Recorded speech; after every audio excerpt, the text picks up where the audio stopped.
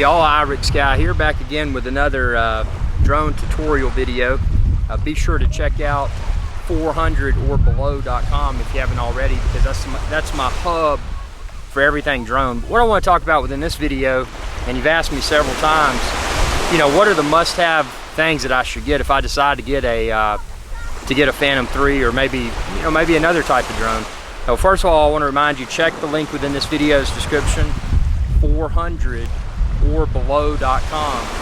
because I link everything there just to make it easier.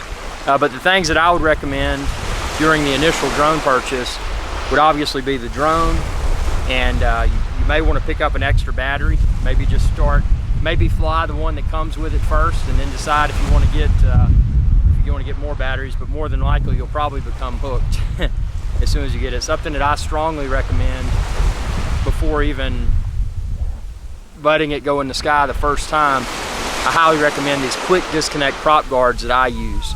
And what that does, it better prevents when you're landing, maybe it gently topples over, maybe it's landing on a slope and it gently topples over. That's something that could damage your props, and you got to buy props. So it's a great way to better ensure that you likely won't break your props on your Phantom 3. So that's something I would get, and I would install those before the first flight.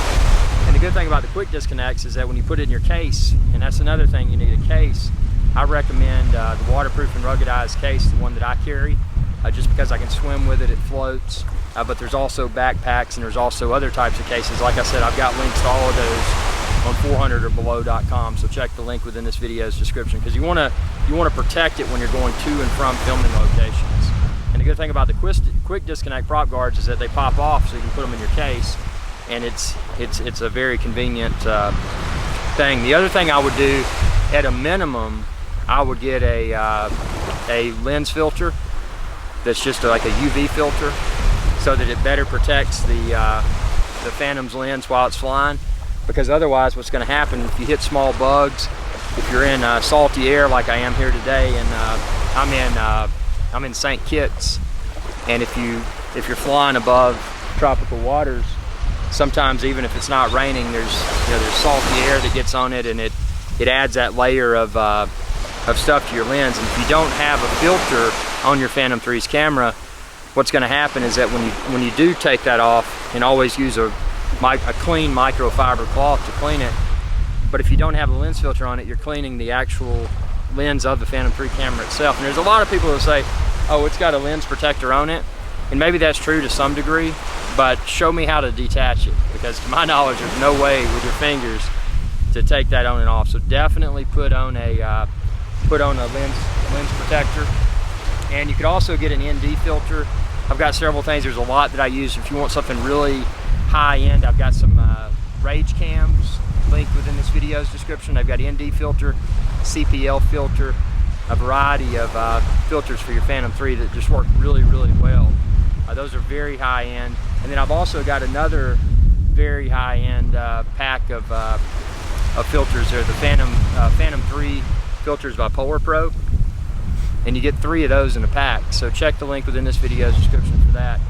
You're going to want to be sure that you have, we've already mentioned the extra batteries.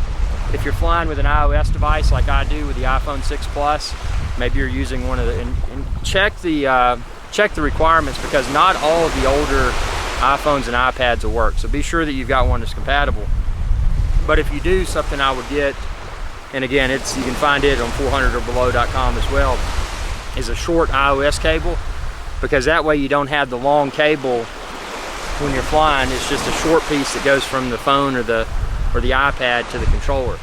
Now I lost mine. That's a disadvantage, because I was in a hurry because it started raining, and I lost mine. So now I'm using the long one again, and having to wrap that around the controller is just not optimal. So that's definitely something I would pick up. Again, probably just a few bucks. Check the link within this video's description. I'm sure those prices fluctuate. Let's see, what else? Obviously, read and thoroughly understand the operation of the Phantom 3 before you even attempt to fly it. Because even with all the gear, if you don't thoroughly understand that, you know, you could put someone else in danger if you were flying and you didn't know what you were doing. You could also damage your Phantom and or lose it if you didn't do your due diligence prior to that first flight. But ask me any questions you may have. I'm always happy to try to answer. I love the drones as a hobby. It's a great thing to do. Capture some really cool videos and environment stuff you couldn't capture with a handheld camera or handheld camcorder. So appreciate your viewership, and be sure to subscribe. youtube.com/IrixGuy. Y'all have a good day.